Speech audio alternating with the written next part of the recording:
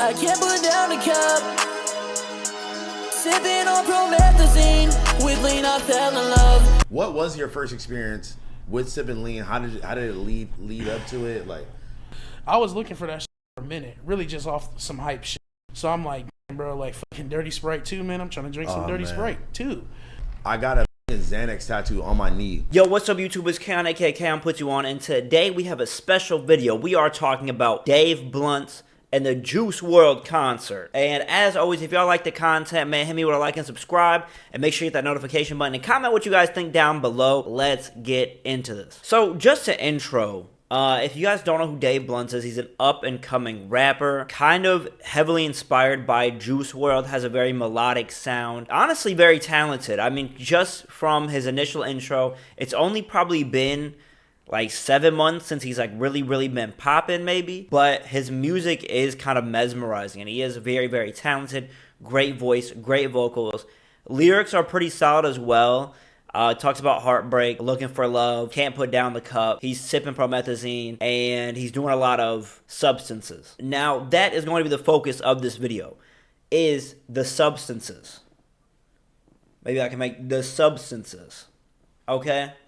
And y'all gonna be like, what's wrong with the substances? Obviously, seeing a picture, we see that he's kind of a bigger man, probably around like, I think people are saying that he's around like 500 pounds. On stage, can't really move that well, but his main focus is about substances. So let's get into this. Basically, in order to start talking about the Juice Wrld situation, I feel like we need to understand Dave Blunt as a person, his brand, and his image. Now, Dave Blunt, okay, like I said, a rapper. His size, very impactful to public perception. A lot of his fans are constantly worried. He's in and out of the hospital. Has had videos of him surfacing online where he's passed out outside of a venue because he can't get up and move. Like he's literally passed out, like he can't move at all. Because of this, his fans are always super concerned about him, bro.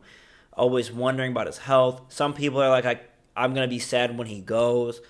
Very, like, kind of unnatural public perception that you see on a person. I think it's the first rapper that we've really had that's been kind of this publicly obese, kind of working through a lot of health issues. So the discourse around him is kind of weird. Like, I feel like if I was in his position, I would feel uneasy that this many people are, like, expecting me to die. It's, like, very odd, bro. And people are like, he needs to really get his health in check. And we've also seen him in and out of the hospital. There's so many pictures. He posts it every time he's on social media that he's in the hospital, but the grind doesn't stop. He's always going to be rapping. Ironically, when he is rapping, it's about his lean addiction, his substance abuse, more unhealthy stuff that's resulting him in the hospital. I'm not going to blame Dave Blunt for talking about his trauma on a platform like this. I don't think that's necessarily like bad.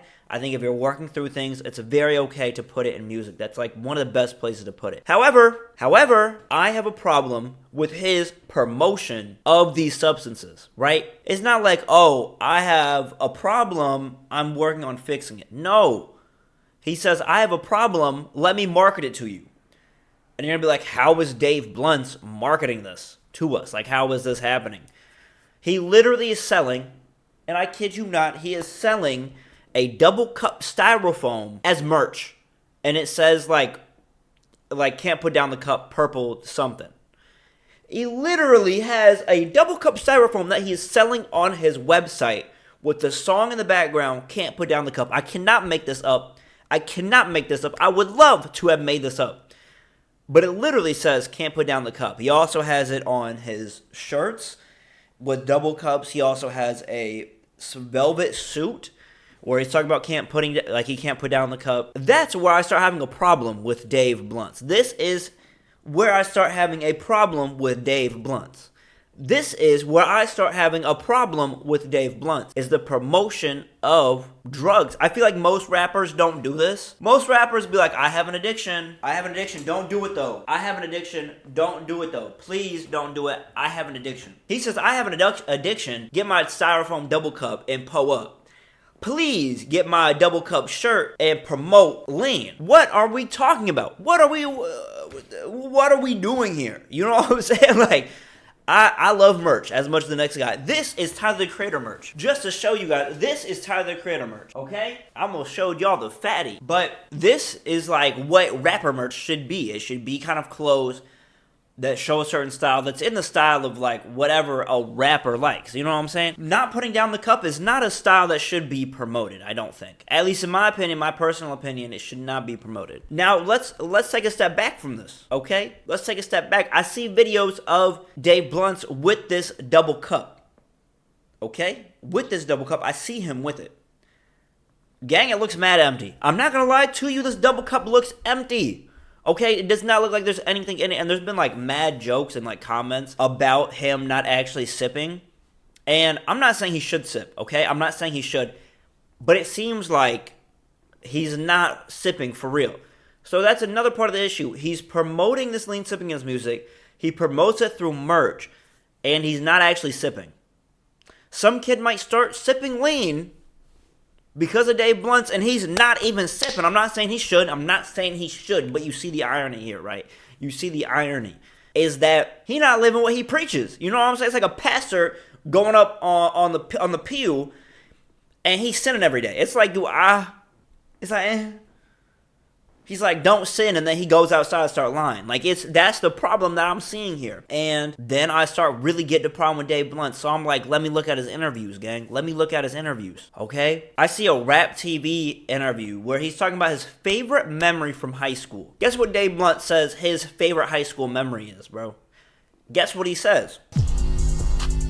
First memory from high school, probably selling Xans in the bathroom. It was a good time in life. Really, when I think back to like good times in life, I think back to that time of selling Xans in the bathroom at school.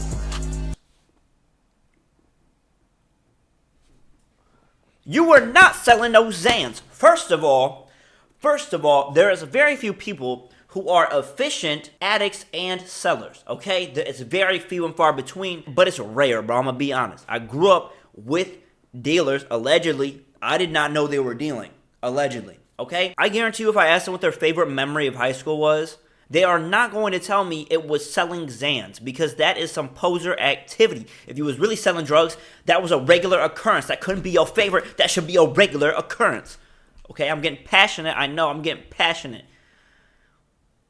But I have an issue with people promoting drug use in, one, not being about the life, but two, marketing it and selling it to especially like kids, bro. Like kids are bumping his music. So I got a problem with him, bro. Now, given all of this, giving this all context, it's important to note that he's a very big fan of Juice WRLD. And the sound, like I said before, heavily influenced by Juice WRLD. First time I listened to Juice WRLD, this was like before he really blew up for real. Like really blew up. I remember finding this shit real early. And yeah, I'm like, this shit is insane. It's like listening to his music, you know, I was going through a lot of the shit that he was, you know, rapping about. So I was like, damn, this shit is like really vulnerable. There's a Juice WRLD concert that happens in Chicago this month, November, when this video drops. This happens, and Dave Blunt is on stage, sitting on a couch with an oxygen tank. He has an oxygen tank, bro, on his person. So one, let's just contextualize this. Juice WRLD died from a drug overdose. Juice WRLD died from a drug overdose. You have this person on stage promoting drugs at a concert where someone died from a drug overdose. My issue is, like I said, he's falsely promoting it, bro. He's for sure falsely promoting it, and he's advertising it as merch. All of this encompassing this happening at a Juice WRLD concert, this is like actually problematic to me. Like, is this not crazy? Is this not crazy? Am I tweaking? If I'm tweaking, let me know in the comments below. If I'm tweaking, okay? Now, I'm not saying rappers cannot talk about drugs and, like, go perform it. I'm saying with the context of it being Juice WRLD specifically, and Dave Blunt, who has had known health issues, constantly promoting and advertising this, like, that is a problem, bro. Like, that is an issue. Like, Dave Blunt should not be the one there. And I know he's a big Juice WRLD fan. He's a huge Juice WRLD fan. And I think a lot of his even rhetoric of how he started sipping was like from Future. Juice WRLD kind of said that. And then especially with his sound. And he almost cries talking about Juice WRLD in the Rap TV interview. It sounded like he almost cried. I think it goes to show how influenced by Juice WRLD he is. So I'm not saying that, like, if I was Dave Blunt, I wouldn't perform at this concert.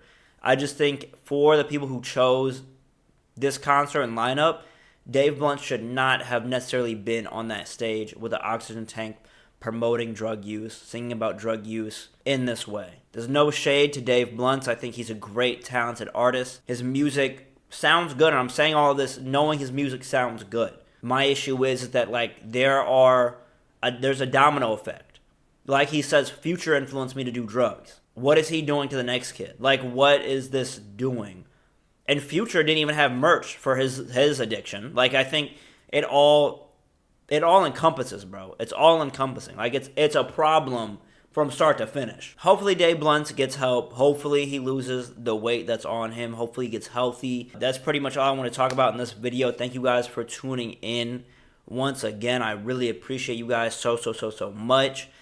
We've done amazing on the past few videos, bro. Amazing on the past few videos. We're like averaging like 1K views or something like that. Last video was 2K. I think the video before that was like 1.5 or 2K. And the video before that was like 1K. So I don't know what's happening, bro. I don't know what's happening. We're on a road to 2,000 subscribers for sure. And we're getting there, bro. We are getting there. We got motion, gang. We got motion, gang. Hey. So thank you guys for tuning in, bro. Thank you for all the homies, especially in real life, supporting me. People I don't know supporting me. You all mean the world, bro. Like, just sitting here, making it this far into my yapathon. I really appreciate you guys, bro. Thank you for supporting. Thank you guys for letting me know you support me in the comments and my DMs and my text messages. I really appreciate you guys.